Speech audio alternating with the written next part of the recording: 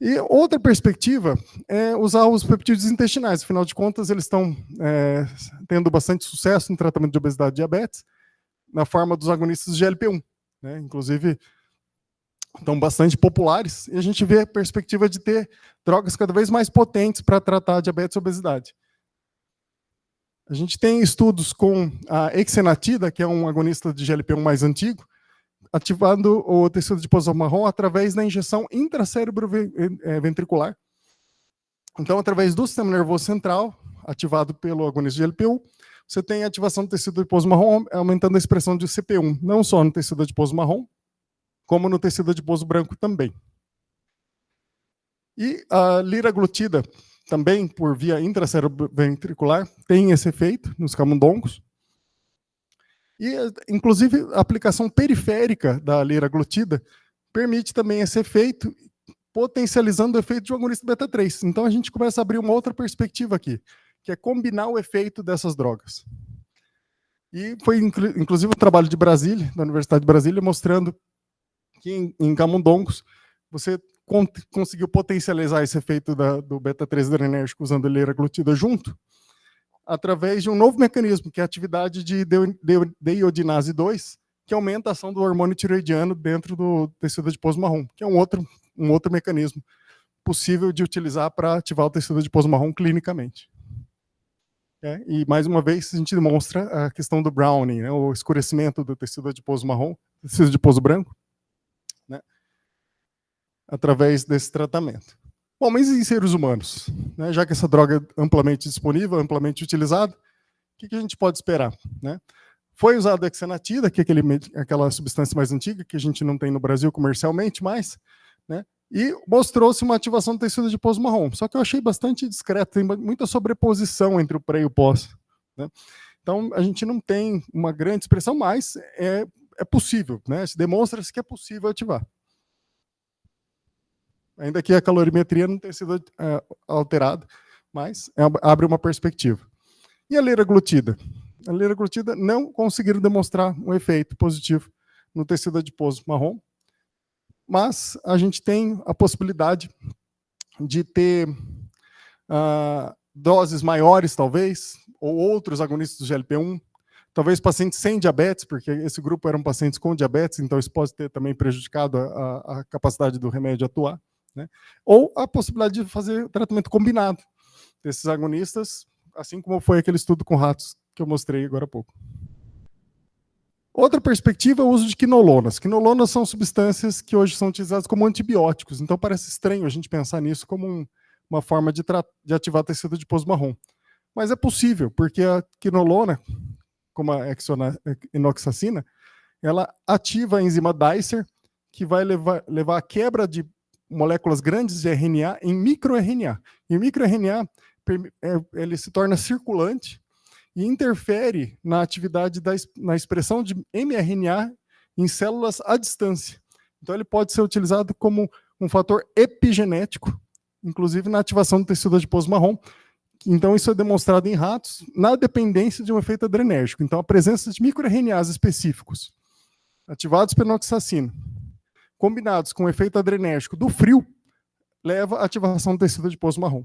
Mas talvez a gente possa utilizar beta-3 adrenérgicos combinados com quinolona a fim de substituir o frio nessa situação. Então a gente tem um estudo da Unicamp, do professor Marcelo Mori, né, mostrando essas vias de ativação do tecido adiposo marrom por microRNA e mostrando a expressão de proteína de mRNA de tecido adiposo marrom, não só no próprio tecido adiposo marrom, como no tecido adiposo branco, como o CP1.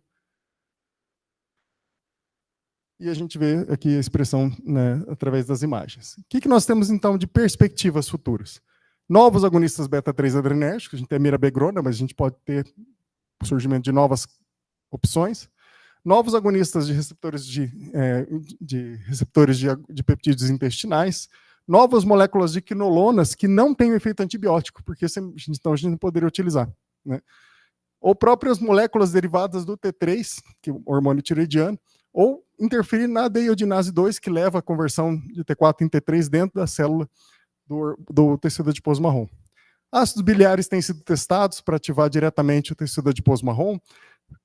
capsinoides, derivados de pimenta, catequinas, derivados de chás, ou ativação de genes propriamente ditos. A gente tem aqui exemplos de intervenção de 2 dias com ácido biliar, mostrando a ativação em humanos da tecido adiposo marrom, mostrando a ativação discreta, mas tem uma ativação capsinoide também em seres humanos, com uma intervenção bem curta.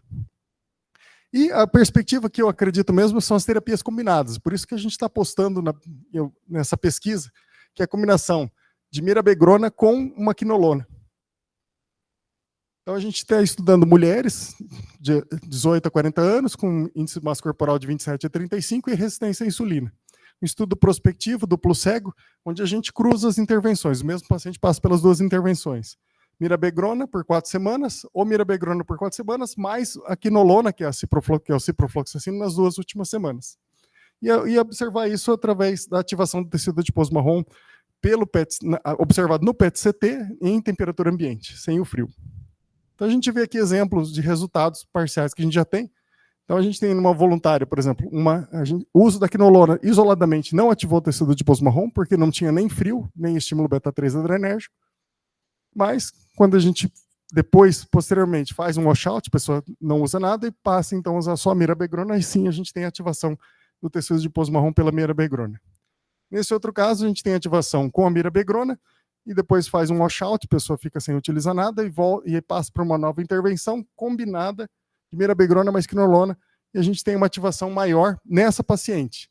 Mas a gente fica muito animado quando vem o primeiro resultado assim, né?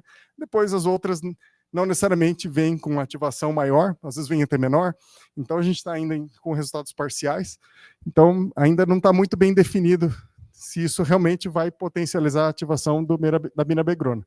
Mas, por enquanto, com 15 pacientes com intervenções cruzadas, todos os 15 fizeram as 2 intervenções, existe uma diferença que ainda não foi analisada estatisticamente, não tem poder estatístico, mas é mais para ilustrar uma perspectiva de que possa haver realmente, sim, uma combinação de mirabegrona com quinolona, tendo uma maior ativação relativa em relação à mirabegrona isoladamente.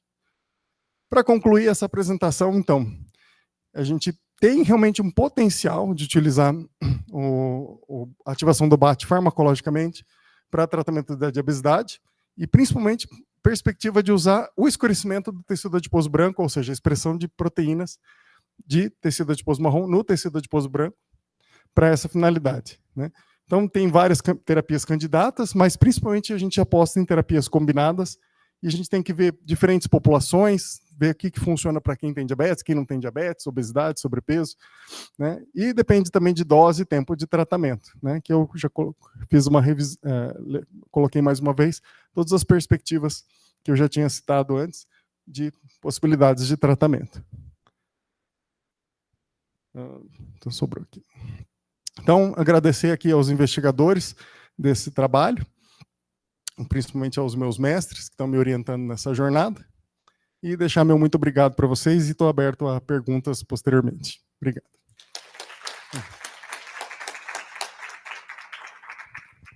Obrigada, doutor Marcelo.